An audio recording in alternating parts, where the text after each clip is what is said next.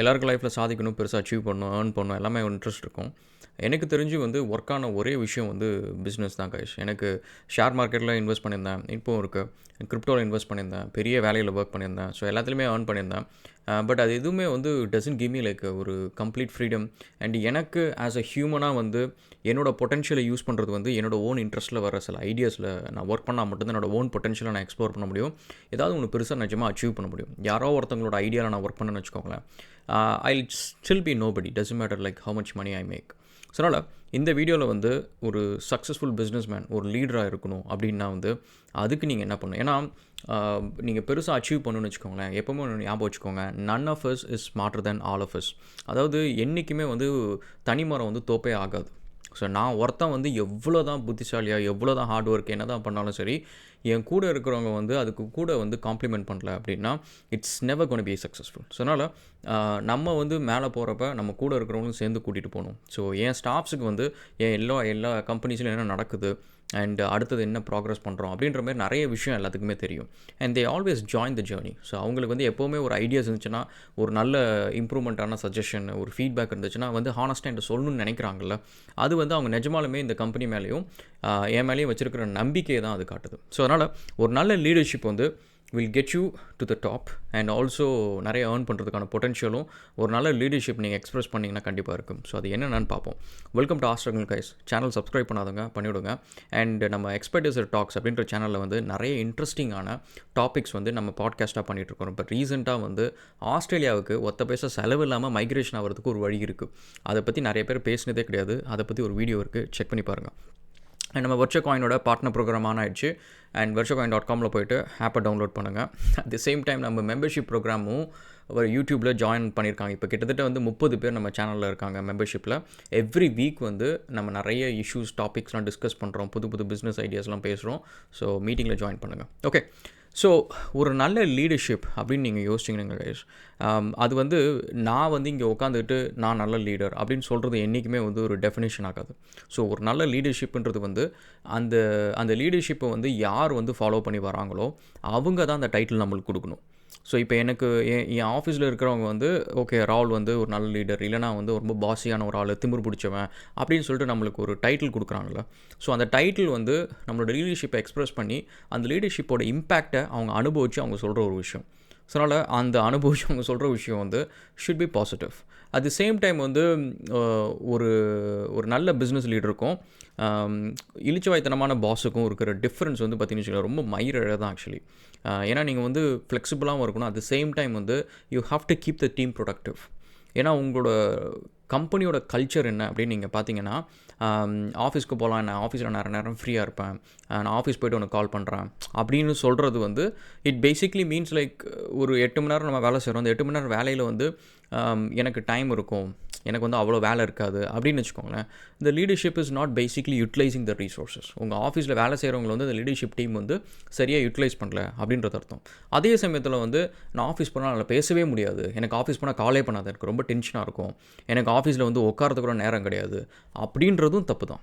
So அதுவும் வந்து like ஒருத்தவங்க வந்து எக்ஸ்ப்ளாய்ட் பண்ணுற சுச்சுவேஷன். ஸோ அவங்களுக்கு ஏதோ ஒரு எமர்ஜென்சி, அவங்களுக்கு ஏதோ ஒரு நீட் இருக்குது, ஏதோ ஒன்றுனா they are human beings, they have to do their stuff. So நம்ம கூட சேர்ந்து அவங்க வேலை செய்கிறாங்க, அதுக்கு நம்ம பே பண்ணுறோம், நம்ம எல்லோரும் சேர்ந்து க்ரோ ஆகிறோம். ஸோ இவ்வளோ தான் இதில் கான்செப்ட். அண்ட் என்னோடய டீமில் வந்து எல்லோரும் ஜாயின் பண்ணுறவங்களுக்கு ஒரு விஷயம் நான் எப்போவுமே ஃபஸ்ட்டு சொல்லுவேன் அந்த இண்டக்ஷன் ப்ரோக்ராம் அப்போ. ஸோ அவங்களுக்கு சொல்கிறது வந்து நான் என்றைக்கும் உன்னோட டைமை நான் திருடவே மாட்டேன், ஸோ அதேமாதிரி நீ வந்து என் காசை திருடாத அப்படின்னு சொல்லுவேன்.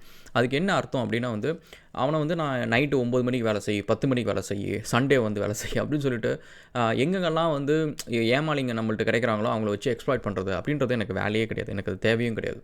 எனக்கு வந்து 8 மணி நேரம் வேலை செஞ்சியா, 8 மணி நேரத்துக்கு நம்ம 2 பேரும் அக்ரி பண்ணி இவ்வளோ பே பண்ணுறேன்னு சொன்னா அதை நான் பே பண்ணுறேன். அதே மாதிரி 8 மணி நேரம் வந்து நீ கொஞ்சம் ஓப்பிடிக்காமல் கரெக்டாக வேலை செய். இதுக்காக நீ வந்து ஸ்ட்ரிக்டாக 100% 8 மணி நேரம் ஃபுல்லாக வேலை செஞ்சுட்டு இருக்கணும்னு அவசியம் இல்லை. நீ ஜாலியாக இரு, என்ஜாய் பண்ணி வேலை செய், உனக்கு அந்த வேலை பிடிக்கணும். நீ ஆஃபீஸில் வந்துட்டு யாராவது ஒரு மேனேஜர், இன்டர்னல் பாலிடிக்ஸ் இந்த மாதிரி விஷயம்லாம் நீ வந்து டென்ஷன் ஆகிட்டு இருக்கக்கூடாது அப்படின்னு சொல்லிட்டு இந்த விஷயம்லாம் நான் எப்போவுமே இண்டக்ஷனில் சொல்லுவேன். அந்த இன்னொரு விஷயம் என்ன சொல்லுவேன்னா, என்னோட எல்லா ஸ்டாஃபுக்குமே வந்து என்னோடய இமெயில் அண்ட் ஃபோன் நம்பர் தெரியும். ஸோ அவங்க கிட்டக்க வந்து ஆஃபீஸில் ஏதாவது ஒரு பாலிடிக்ஸ் நடக்குது, உங்களை டார்கெட் பண்ணுறாங்க அண்ட் உங்களை நிம்மதியாக வேலை செய்ய விட மாட்டேங்கிறாங்க, தேவையில்லாமல் ப்ரெஷர் பண்ணுறாங்க அப்படின்னா ஸ்ட்ரெயிட்டாகவே எனக்கு கால் பண்ணுங்கள்.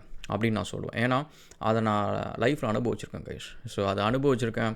அண்ட் கேஸ்ட் பேஸ்டு டிஸ்கிரிமினேஷன் நான் வந்து அனுபவிச்சிருக்கேன். அண்ட் சில சமயம் வந்து நம்மளை ஏன் டார்கெட் பண்ணுறாங்கன்ற அந்த விவரம் கூட தெரியாது. ரொம்ப யங் ஏஜில் லைக் கரியர் ஆரம்பித்து ஒரு 2-3 இயர்ஸில் அதுக்கு முன்னாடி சொந்தமாக பிஸ்னஸ் பண்ணிவிட்டு எல்லாத்தையுமே நான் ஒரு க்ரோத் மைண்ட் செட்டில் பார்க்குறதுனால அந்த நெகட்டிவையும் வந்து நான் ஒரு க்ரோத் ஃபீட்பேக்காக தான் நான் பார்த்துட்டு இருந்தேன் ரொம்ப நாள் வரைக்கும். எனக்கு கிட்டத்தட்ட 8 மாதம் கழிச்சு தான் தெரியுது அவங்க என்ன டார்கெட் பண்ணுறாங்க அப்படின்னு சொல்லிட்டு. நான் என்னென்னா எக்ஸ்ட்ரா புஷ் பண்ணி அவங்க கேட்குறதுக்கு மேலே வேலை செஞ்சு அவங்க வாயை அடைச்சிட்டே இருந்ததை தவிர தே நாட் ஸ்டாப்பிங்.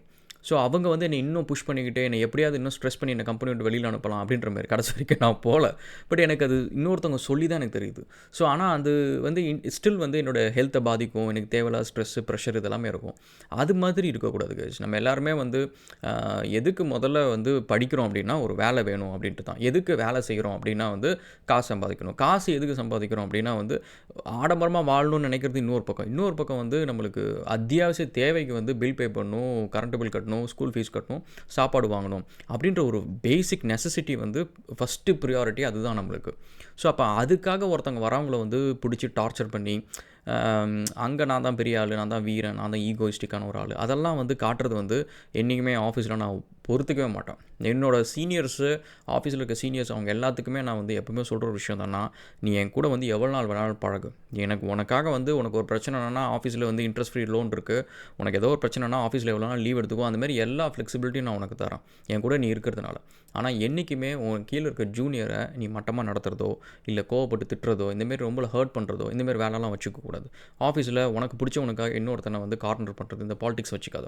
அதை நீ பண்ணனா நான் இறங்கி அந்த வேலையை அதுக்கப்புறம் நான் உனக்கு என்ன செய்யணுமோ அதை நான் கரெக்டாக செய்வேன் அப்படின்னு சொல்லிட்டு இதெல்லாம் வந்து 1-2 விஷயம் நடக்கிறப்ப வந்து நான் ஸ்ட்ரைட்டாகவே அவங்க மூஞ்சிக்கு நேரம் சொன்னது. ஏன்னா அது வந்து எவ்வளோ பெரிய இம்பேக்ட் வந்து லைஃப் லாங் ஒருத்தவங்களுக்கு க்ரியேட் பண்ணும் அப்படின்றது எனக்கு தெரியும் கைஸ். ஸோ அதனால் இந்த வீடியோவில் நம்ம எங்கேயோ டிவியேட் பண்ணுறோம்.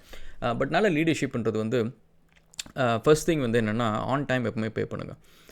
ஒருத்தவங்க வந்து ஒரு வேலையை முடித்தாங்க அப்படின்னா கையில் காசு இருக்கா, வேலை முடிஞ்சிச்சா, இன்னும் வந்து நான் உனக்கு 7 நாள் கழிச்சு தான் பே பண்ணுவேன், எங்கள் கம்பெனி பாலிசி வந்து 30 நாள், இதெல்லாம் வந்து தயவு செஞ்சு பண்ணாதீங்க. என்னோடய எல்லா கம்பெனியும் சரி, அப்போர்க்கில் வந்து நீங்கள் யாராவது ஒர்க் பண்ணியிருந்தால் உங்களுக்கு தெரியும், இம்மீடியட்டாக பே பண்ணுவோம். அந்த பசங்கள்லாம் வந்து சம்டைம்ஸ் ஷாக்கே ஆவாங்க, என்ன ராகுல் உடனே பே பண்ணிட்டீங்க அப்படின்னு சொல்லிட்டு. ஈவன் என்னோடய ஸ்டாஃப்ஸ்க்குலாம் பார்த்திங்கன்னா இந்நாள் வரைக்குமே கோவிட் டைமில் கூட வந்து பார்த்திங்கன்னா 1-2 மாதம் டிலே ஆகிருக்கும். ஏன்னா சுத்தமாக கையில் காசு இருக்காது, நானே லோன் போட்டு பே பண்ணியிருப்பேன். பட் முக்கால்வாசி நேரம் வந்து பார்த்திங்கன்னா ஆன் டைம் வந்து மந்த் எண்டில் எப்போவுமே கரெக்டாக ஆன் டைமுக்கு பே பண்ணிடுவேன் ஃபர்ஸ்ட் திங். அண்ட் செகண்ட் வந்து அவங்களோட நிலைமையை புரிஞ்சுக்கணும். ஸோ அதுக்காக அவங்களோட கஷ்டத்தில் நம்ம பங்கெடுத்துக்கணுமா இல்லையா அப்படின்றதெல்லாம் அவங்களோட பர்சனல் சாய்ஸ். பட் அட்லீஸ்ட் வந்து அவங்க நிலைமையை புரிஞ்சுக்கிறது வந்து ரொம்ப ரொம்ப இம்பார்ட்டன்ட் கைஸ். ஏன்னா ஆஸ் அ பிஸ்னஸ் ஓனராக வந்து ஒருத்தங்களோட லைஃப்பில் வந்து நீங்கள் லைஃப் லாங் இம்பேக்டை க்ரியேட் பண்ணுறதுக்கு வந்து சான்சஸ் வந்து ரொம்ப அங்கங்கே தான் ஒரு இடம் கிடைக்கும் உங்களுக்கு வந்து அந்தமாரி ஒரு இம்பேக்ட் க்ரியேட் பண்ணுறதுக்கு. அந்த இடத்துல வந்து என்றைக்குமே கோட்டை விட்றாதீங்க. அதாவது இப்போ நீங்கள் ஒரு கம்பெனிக்கு நீங்கள் போகிறீங்க, ஸோ அந்த கம்பெனியில் வந்து நீங்கள் உள்ளார வந்தது கூட யாருமே கவனிக்கல அண்ட் யாருமே கண்டுக்கல, அவங்க வேலையை பார்த்துட்ருக்குறாங்க. நீங்கள் ஆனால் ஒரு பொட்டென்ஷியல் கஸ்டமர், நீங்கள் ஏதோ ஒரு பிஸ்னஸ் ஏதோ ஒரு ப்ராடக்ட் வாங்கணும் அந்தமாரி நீங்கள் வந்துருக்கிறீங்க. அதுவே நீங்கள் இன்னொரு கம்பெனிக்கு போகிறீங்க, அங்கே இருக்கிற ஸ்டாஃப் வந்து ஏதாவது பண்ணி இந்த கஸ்டமர்கிட்ட என்னென்ன ப்ராடக்ட்ஸ் தேவையோ அதை விற்கலாம், அவங்ககிட்ட எவ்வளோ அன்பாக பேசணும், சிரிச்ச முகத்தோடு இருக்கணும் அப்படின்னு சொல்லிட்டு அந்த டிஃப்ரென்ஸ் நீங்கள் பார்ப்பீங்க. அந்த டிஃப்ரென்ஸ் வந்து ஒன்றுமே கிடையாது. ஒரு பக்கம் வந்து அந்த பாஸும் அந்த எம்ப்ளாயீஸும் வந்து ஒரு பாஸு நான் பாஸு நீ வந்து வேலை செய்கிறவன் அப்படின்ற ஒரு ரிலேஷன்ஷிப்பு. இன்னொரு பக்கம் வந்து நம்ம எல்லோரும் சேர்ந்து வேலை செய்கிறோம், இது நம்மளோட கம்பெனி, நம்ம எல்லோரும் சேர்ந்து க்ரோ ஆக போகிறோம் அப்படின்றது டிஃப்ரென்ஸ், அந்த கல்ச்சர் அப்படின்ற ஒரு விஷயம் தான். ஸோ கைஸ் இதில் வந்து இன்னும் நிறைய இருக்குது. இது ஆல்ரெடி 8 minutes ஆயிடுச்சு. ஸோ அது அப்படியே பார்ட் 2ல் வந்து இதை நம்ம அப்படியே கண்டினியூ பண்ணுவோம். அண்ட் இந்த டாபிக் ரிலேட்டடாக வந்து இந்த கொஷின்ஸ் இருந்துச்சு அப்படின்னா வந்து கமெண்ட் செக்ஷனில் போடுங்க. இந்த வாரம் பாட்காஸ்ட்டில் வந்து நம்ம அதை பற்றி பேசுவோம். Okay, thank you so much guys and cheers.